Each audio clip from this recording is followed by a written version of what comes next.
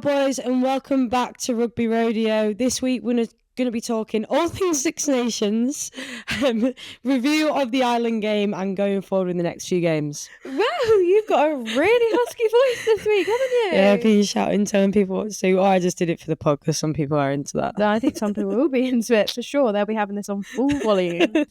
But before we get into it, just a little reminder about our competition that we are doing. Mm-hmm. Ellie and I are going to be giving away some of our England stash. All you have to do is enter by giving us a 5-star rating. Has to be 5. And leave comments on the podcast about the episode or anything that you enjoy or anything you want us to see more of. But then you have to screenshot and send us a DM on Instagram. At the end of the Women's Six Nations, we'll be announcing our winner over there. So no cheating. We need proof. Put it in the Instagram and hopefully you might be the winner. That was also a really big mouthful. Yeah, it was. Sorry if you didn't follow that. Yeah. Just send us a screenshot and just give us 5 stars. Yeah, and just leave a comment on the pod and then send it over. Yeah, it's kind of complicated, but it's fine. Hopefully someone will get it and if we have one person that enters, you're the winner.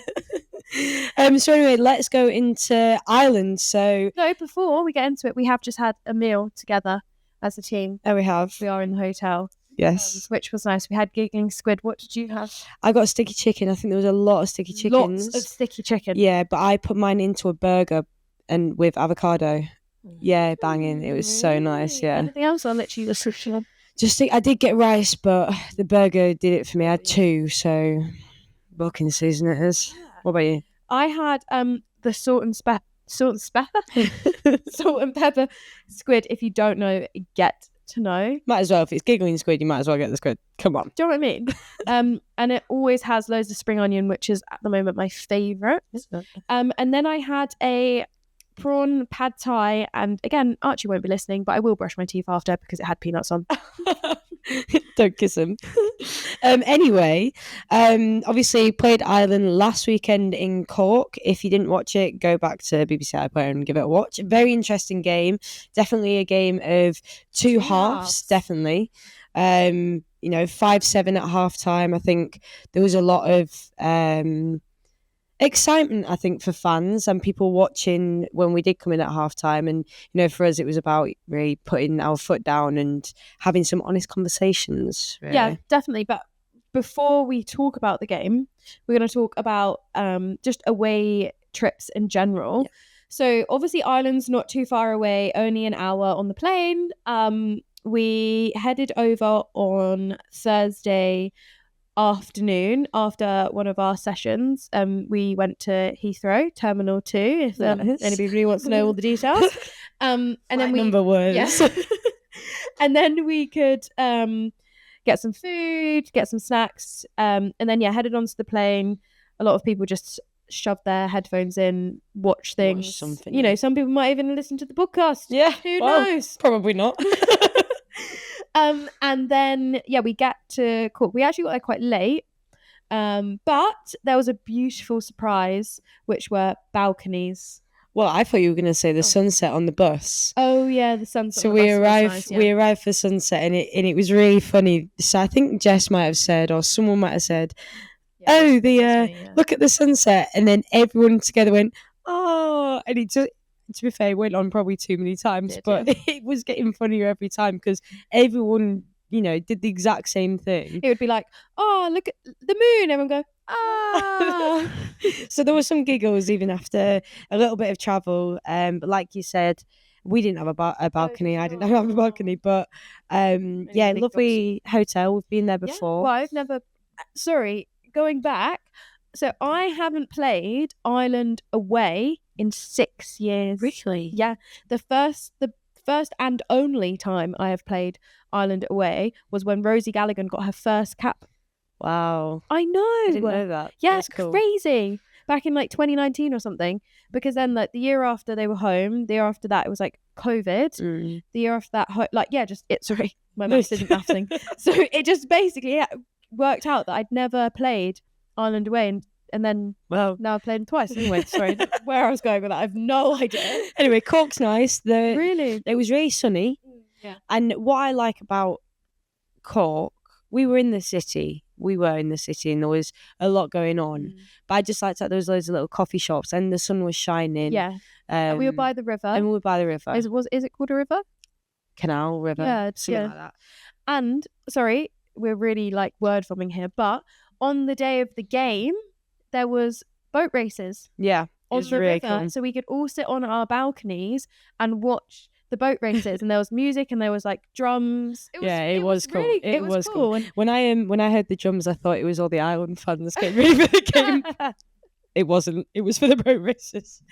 But yeah, no, I agree. Cork's nice. There's a lot going on. Yeah. That's what I like. I would like to. Apparently, Cork, the county, I think they still call it that, or like the region, apparently is lovely. Yeah.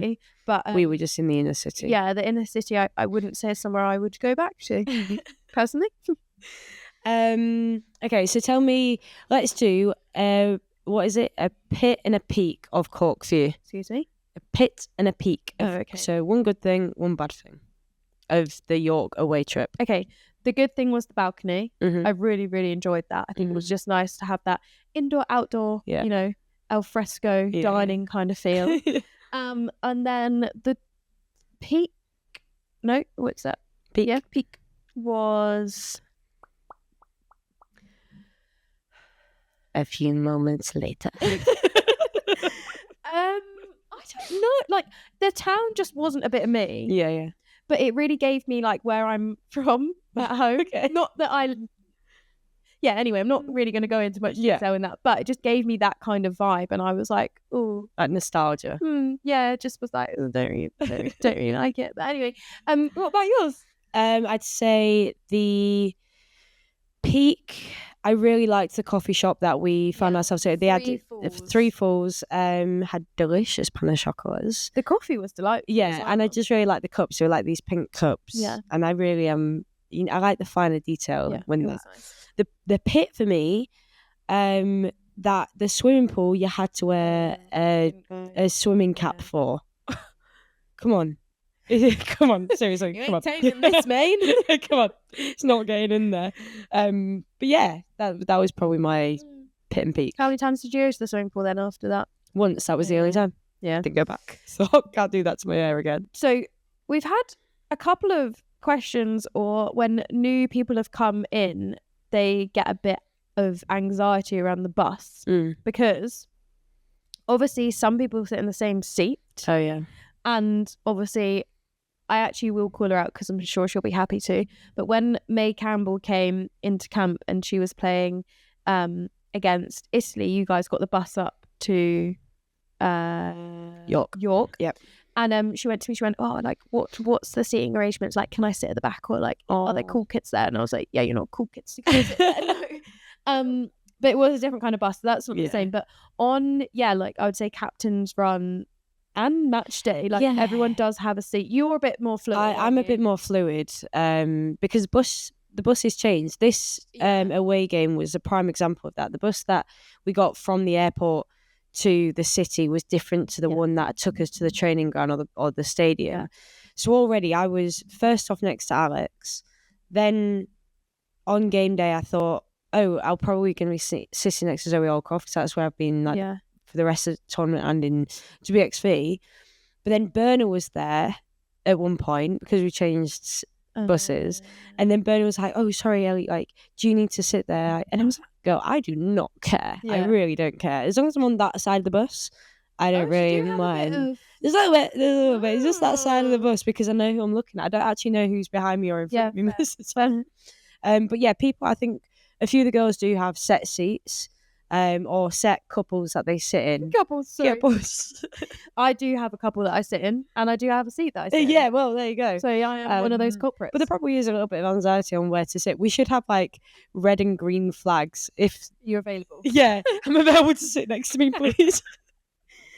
I sit behind Amy and Mo, and they normally sit in that seat on a like coach or a bus that's by the stairs, like in the middle basically, and me and Zoe sit behind them.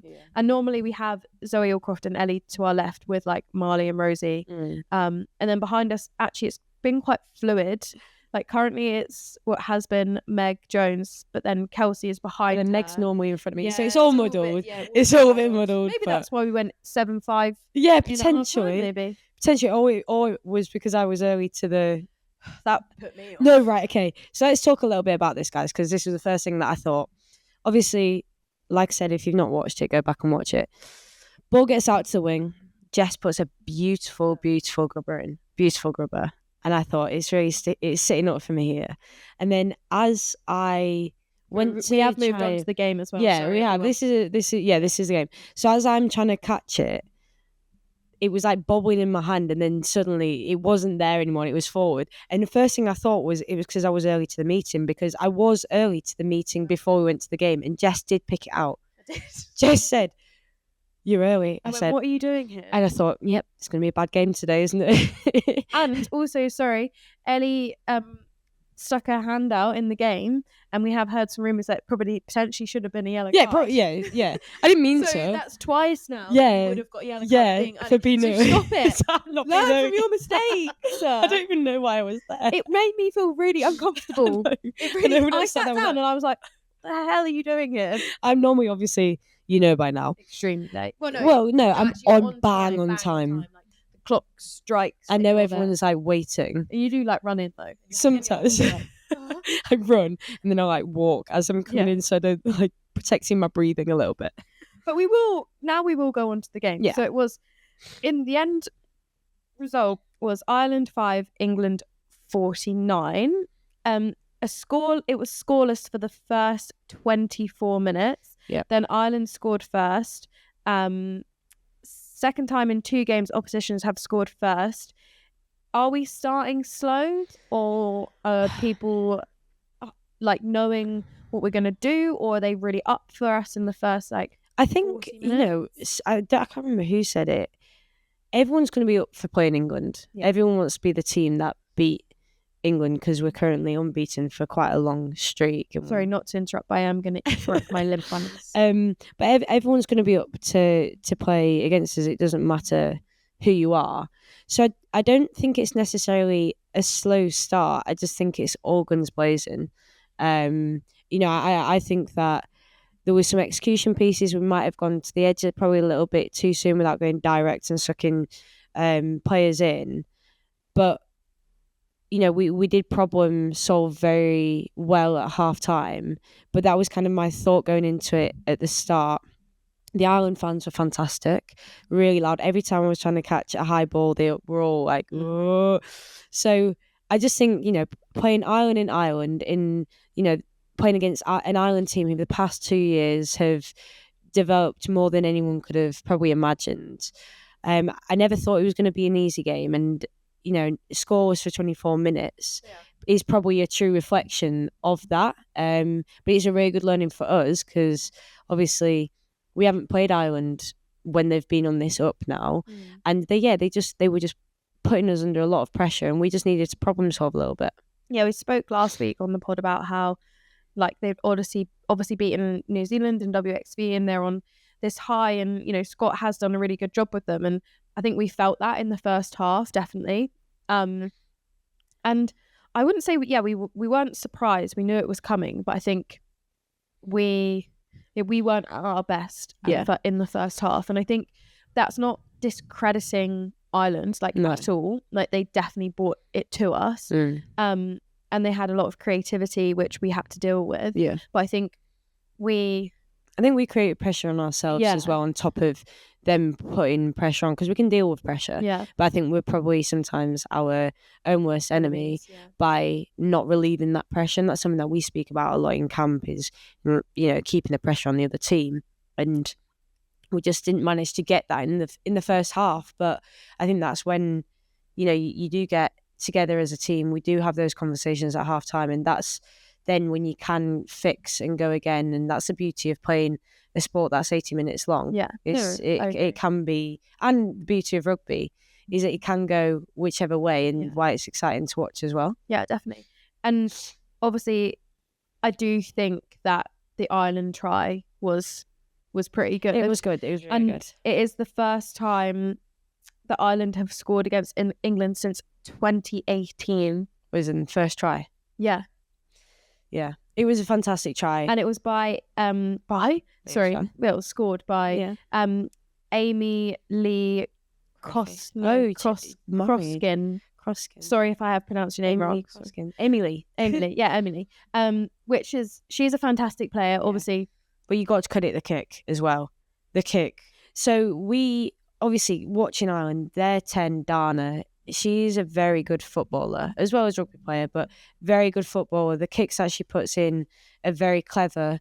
And that was a prime example of that. She put a little roller in, knowing that it was going to bounce on, saw the backfield come up a little bit, and that our backfield was maybe a little bit disconnected as well. And it was beautifully weighted.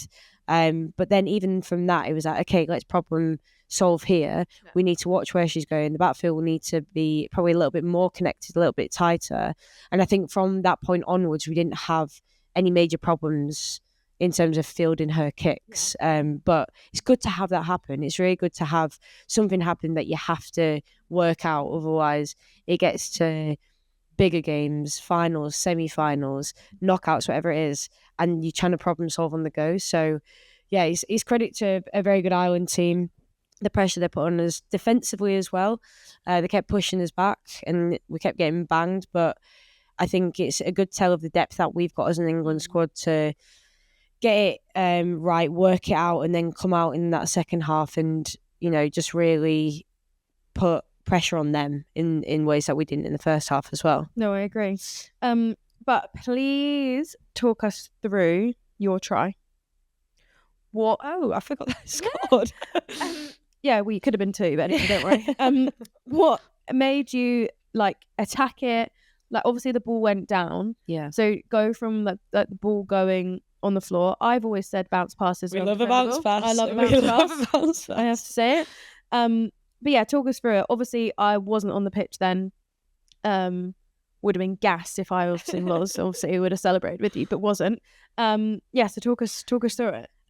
Yeah, I mean, I think there was a soft error. We dropped the ball. I think there was maybe a little bit of miss. Oh no, we didn't. The ball got kind of tapped back by one of their players, so the ball went to the floor. We say we like a bounce pass, and I don't know if it's the same for you, but the reason that I do is everything slows down. Well, everyone kind of stops. Yeah, you're the one to bring the pace. So I was playing on the wing at that point. Maddie was inside me, and we just stayed calm and just said, just lift it. And at that point, I knew I couldn't get to the edge because they were going to drift out. And I just went on her shoulder, and right in front of me was a forward. And I thought, perfect. So put a little bit of footwork on her. And then I started going. I was thinking, do I step? And, make a few people look silly. Sorry, do you want to shout them out or something because of an article? Or is that what you're trying to do? No, maybe. No, I didn't. I sorry. So for people listening, there was an article on Rugby Pass that Stacey Flood said before the game. Brilliant player. She's playing fantastic player for Ireland Sevens, and she's a really big, I think, leader. 100%. And a really big character for Ireland rugby 100%. That I think pushes the boundaries. So this isn't. Yeah, no, it's fun. It's funny. And it was basically as we were getting ready for the game that day, someone just came up to me and said, "Have you seen the article?" And I was like, "What article?" And then it was basically just saying, look, Ellie's World Player of the Year, but she's got great people around her and it's not a one-person team. And I completely agree. There's not one bit of me that disagrees, because I say that and I will keep on saying that and shouting that every time. I'm in front of the camera and I want people to listen, because that is the truth. But there was part of me that thought, that's for me to say. That's for me to say. And that's okay if that's what you believe. But are you saying that I'm a shit? That's what I was thinking. So when I then came through and I thought, I'm going to put some footwork on here, I did think, do I step? But then I kind of just think I've got to pin my ears back now, and it's almost like a tunnel that I've got to go through. And it just so happened that it worked. She then did bang you on the edge, though. She did bang me on the edge. She did bang me on the edge. I proper banged me on the edge. So I think it went kind of like tip. Yeah. Well, she's a great player, and I'm not going to take that away. I'm not annoyed by this statement and what was put in the article. It probably just fueled me a little bit to try have an edge when the chance is there and when it's in front of me, just to have that edge to be like, I need to pin my ears back here. I need to score. And yeah, I got banged. It happens. 1-1. Lastly on Cork was, we need to give a big shout out to our fellow back three. God, yeah. Abby Dow on her 50th cap. Woo! Go Abby! She played great. Yeah, she did. An amazing achievement. And yeah, I think she's really grown in the 50 caps, like as a person and as a rugby player. And I think, super proud of her. Yeah, proud of her. And I think she deserves it. I think, and yeah, she had a good game to count to. What's the word? What am I looking for?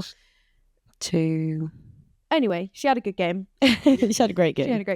But also, my good old friend Zoe Harrison. Oh wow, another shout out. I know. Personally, think she was brilliant. Yeah, she was. And it was also her birthday on Monday, so haps baps. And she got a try. Yeah, classic dummy. Classic Zoe. And she got 6 from 6 kicks to post, 100% off the tee. And I have to say, 3 or 4 of them was because I held the ball. So I will take credit for that. And I'm going to do one last shout out from Cork. Well done to Jess for holding the ball. Woo! Yay, go. Okay, so let's look on to this week. The next game is against Scotland in Leicester. Team's out. Team is out early. It's out early. I did realise that. Early. So we can talk about it. Yeah. Not sure if someone's made a mistake, but it's fine. It's there now. Yeah, whatever. We've got some stats again from very exciting. Good old friends at Opta. So yeah, obviously, like Elle said, we are playing Scotland in Leicester. We have won all 23 of our previous Guinness Six Nations matches against Scotland by an average margin of 46 points. Which I think sounds massive on paper. But I do think Scotland are not a team to... What's the word? Not a team that we can just... We don't expect to win. They're still a very, very good team, despite the scoreline that you can probably look back on and be like, this has happened so many times. They know us, and I think that's probably a challenge coming into this game that we need to think about, is how to mould our game around teams that do know us. But I do think it's still going to be a very good game. Obviously, last weekend, are they going to have fuel to the fire? Obviously, losing quite closely to Italy. Yeah. And coming back with a bit of... I think they'll be upset with that one. Yeah. I think they probably have seen or saw Italy as a game that they want to win. And I'm sure they go into every game like us wanting to win every game. But I think that's probably one they were like, we beat them. They beat them last year away, and they thought, okay, we can do this again. So I agree. I think they're going to have a lot of grit in them. Yeah. And determination to. And I think they probably, if they watch back the Ireland game, I think they're going to think, well, we can bring it to them, as well, which I think is really important. I definitely agree. I think that is something that we're going to have to manage and look out for and probably anticipate as well. And then, like I said, how do we mould our game, learn from the last game so that we can make it 24 rather than 23 wins. Right, good maths. Looking at me like for I know recognition, like all right. More that I remembered that. Yeah, well done you.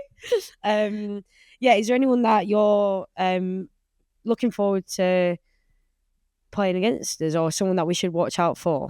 I think Fran McGee she's good. A really good player. Really good feet. Yeah, she plays for Leicester. Well, she has played for Leicester Tigers in the Prem this year and scored some worldy of tries.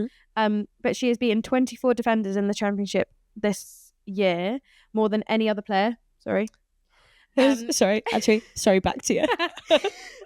With her teammate Chloe Rowley, which is also someone else that you have to look out for. Beating the third most of 12, just behind our good old friend over here, Ellie Cordon, at 14.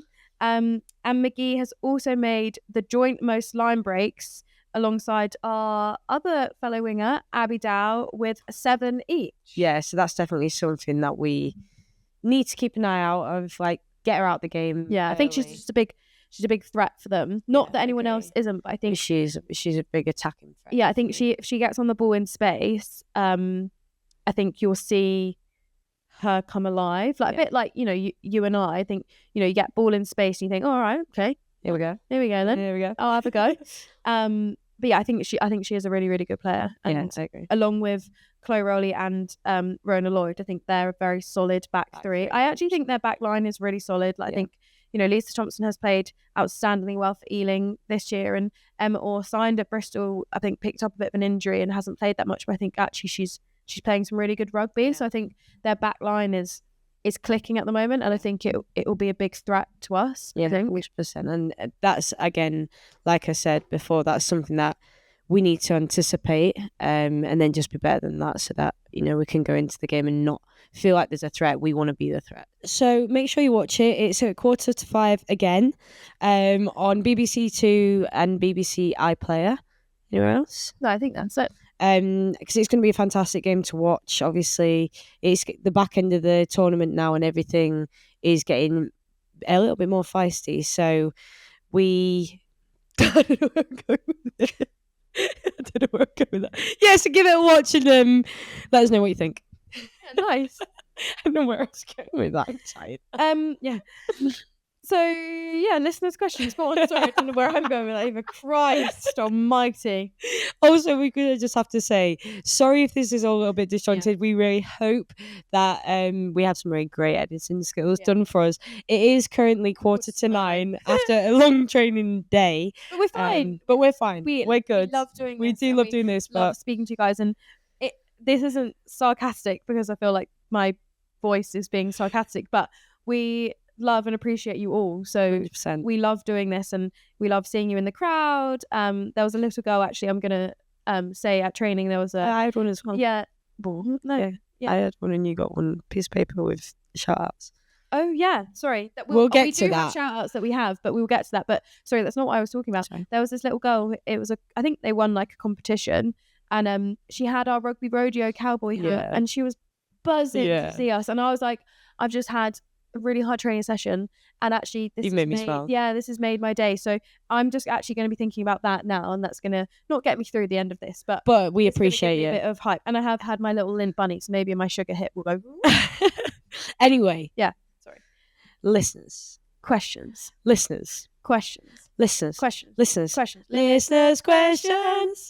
Tianda has asked how you get over making mistakes on the pitch.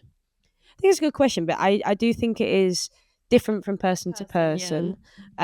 You've got to find the best way that works for you. That helps you and works for you. I think it's really tough. Like, I think probably mine and Ellie's is really different. Like, she swears and says a lot to herself. Yeah, I get a bit mad. I get a bit mad, especially kicks. That's when I get mad at that. But yeah, I normally just need to give myself a minute. And what's really good about playing in the position that I play is I can go back to the backfield and have that space. But then also, something that I found really, really important is having people that understand you on the pitch and you feel safe with on the pitch. So obviously, Jessica over here knows me inside and out.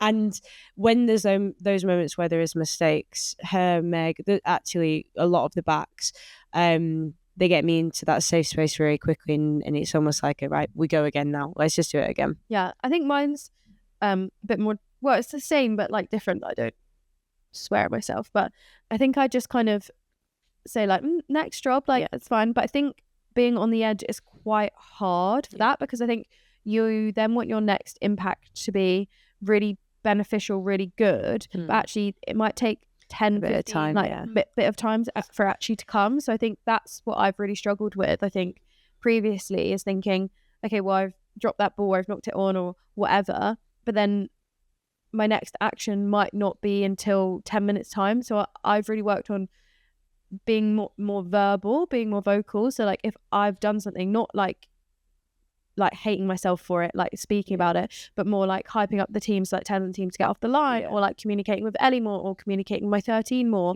like just so then I can actually forget about what's just happened and not think, okay, well, I need to touch the ball again, but I'm not going to have that opportunity to. Yeah, 100%. But like we said, it's very individual, but it's important that you work out what that is for you.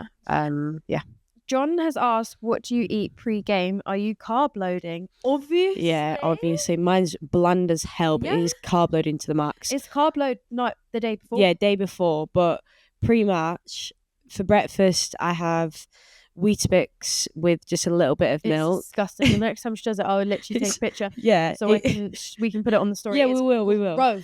It's, Weetabix, a little bit of milk. Then I'll have a carb drink, and like probably a banana that I'll just munch on. And then pre-game, a bowl of plain pasta, and I'll eat it from the meeting to get in on the bus, just literally plain pasta, not any butter, salt, pepper, just plain pasta.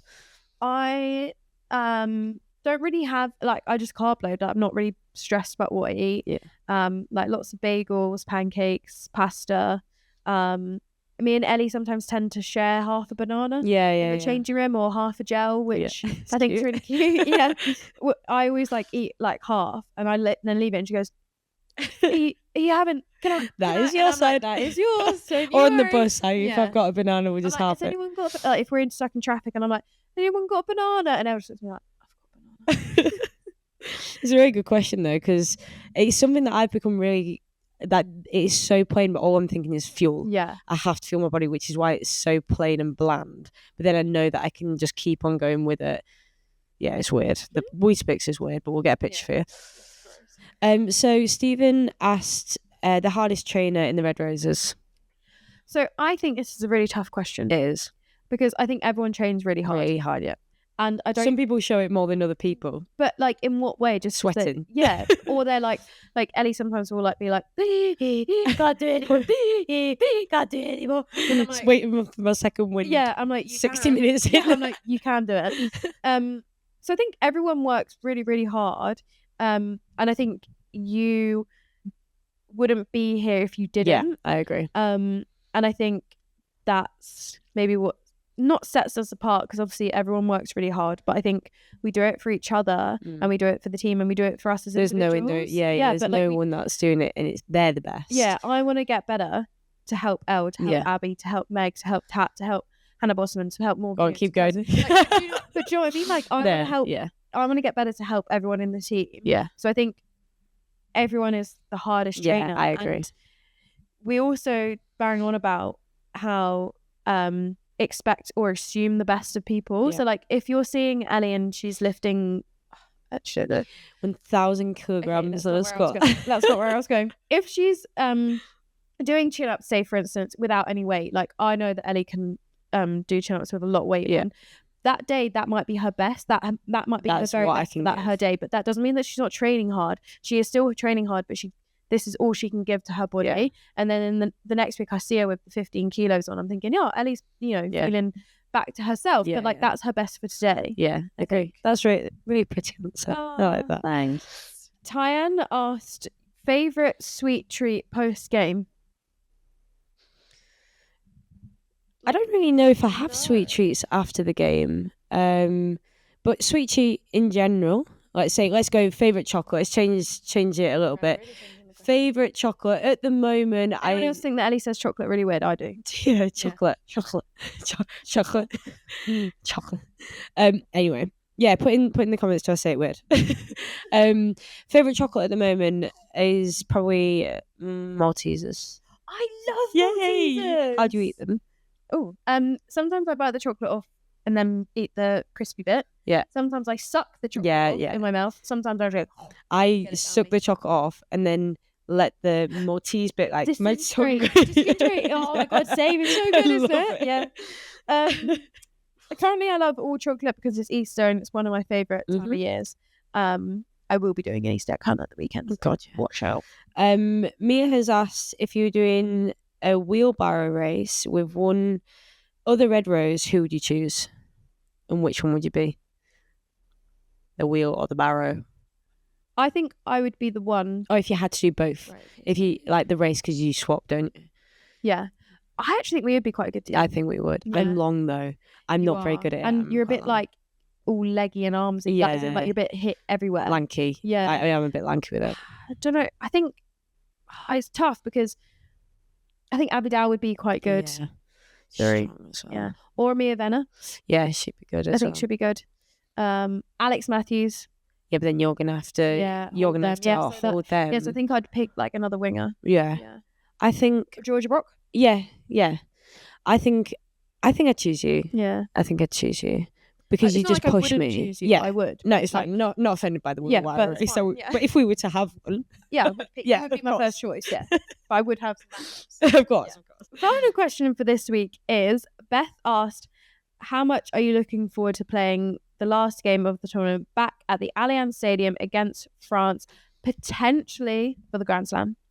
Yeah, I think everybody that's been involved with this whole Six Nations cover, so we don't know the squad yet, is super excited for it. It's the last game of a very long time together, big tournament, and we can't say that it's going to be for the Grand Slam until this weekend has been and gone. But the excitement of playing at Allianz Stadium with the amount of people that's come in, Rizzle Kicks at halftime, we won't see them, but we'll hear about it. I'm super, super excited for whatever that's going to look like. And I think, it's got the potential to be a sellout before the World Cup, which it's the last time we're going to be playing at Allianz before there's a World Cup final. So next time women's rugby is played there internationally will be a World Cup final, which is super cool.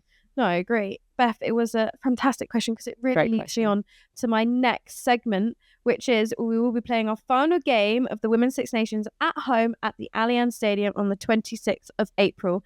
Get your tickets from only £25 for an adult and £5 for a kid. I think that's absolute still bargain. And like you said, Rizzle Kicks. I'm actually, I want to be watching them. So good. Get your tickets now at englandrugby.com/tickets. And we'll see you there. Okay, shout outs. We are super duper sorry that we didn't do shout outs last week. Yes, my laptop ran out of charge. So we had to stop it earlier, so I really do apologise. But we are going to have to start because the laptop doesn't have much charge now. So if anybody wants to send me a laptop that has really good storage, feel free. Absolutely. Battery life. Yeah, battery. Anything. Just send me some tips maybe to how to get it. Right, let's crack on, otherwise we are going to run out of charge. Okay, so I'm actually going to start with the shout out that I got given. We both got a shout out. It's very cute. At training today, which was, please can you do a shout out on the podcast for Ella and Alice. So Ella and Alice, that is your little shout out. And I've got a shout out for Oggy. She loves the show and listens in the car all the time. So there's also another shout out with that for the Sutton and Epsom T1 girls. Yay. It was really cute to see them, and we said that we'd give them a shout out because it gave us some love. So absolutely love it, girls. West Norfolk need a shout out because both their men's and women's team won their respected leagues this year, and the ladies even went unbeaten. Bloody hell. That's really good. And also to Barnstaple RC, who have been promoted to Nat 2 and won the Devon Senior Cup. Wow. Wow, you got 4 shout outs in one day. Yeah, cheeky. So good. Well done, everybody. Shannon messaged asking for a shout out to both her wife and their miracle identical twins, who will be making an appearance later this year. That's very exciting, firstly. So exciting. They were created via IVF after the 4th round of fertility treatment, and she just wanted to give a shout out to anyone else that's going through the treatment. This is a really nice shout. I like this one, really, and massive shout out to everyone that's going through that. And it's really great to hear that it's been very successful, and you're getting twins as well. That's very fun. The identical twins are girls, why don't you call them Ellie and Jess? Yeah, why don't you? That's a great idea. I think it's a great idea. That's fantastic. I think it's a really good idea. Yeah. Beatrix has messaged to say that the Chester RUFC girls travelled 5 hours on a coach to watch our match the other week at the Principality. Oh. Well, I'm glad that we got the win for you. Yeah, and I'm glad that we had some cowboy celebrations. Yes. See ya. That's brilliant. So good. Thanks, guys, for coming all that way. We really, really, really, really appreciate it. Yeah, absolutely. We also need to give a shout out to a special 10-year-old called Isla, as she's been undertaking a year-long 895-mile challenge to raise money for loose heads by doing a virtual tour of the Rugby World Cup host stadiums. Woo! This weekend, she will be walking 34 miles, which is the distance between her rugby club, Leighton Buzzard, to Franklin Gardens in Northampton. Wow, that is incredible. Amazing. So show some love where you can. We'll try find the link to get some more funds in there, because I wouldn't be able to do that personally. But, you know, amazing. Fantastic. Yeah, well done. Really good work. Really, really good work. And finally, the last one to finish off the podcast is to Grace, who played her first game of rugby in 623 days. Wow. So good to hear that you're back on the pitch, and we hope you enjoyed every single moment. Yeah, well done. That is incredible. And I'm sure there's lots that people can learn from you being injured for so long and then coming back. Obviously, we get asked about coming back from injury and whether you get your confidence back, and you are gonna, maybe we get you on the pod at some point. Maybe we get you on the pod. Send us a little voice note on how it made you feel. 100%. I'd love to hear. Yeah, I'd love to hear it and love to play it. Thanks all for listening. Once again, we hope you enjoyed this week's episode. Again, we do send our sincere apologies for not being, 1, in the studio, and 2, if we came across very ditzy, scatty and tired. Very sorry. But make sure you're subscribing on all our social media channels and get your 5-star reviews in for our competition. But most importantly, make sure you subscribe here on Spotify. You heard the boss. And remember, we have a YouTube channel. Yeah, we do. But for now, yeehaw!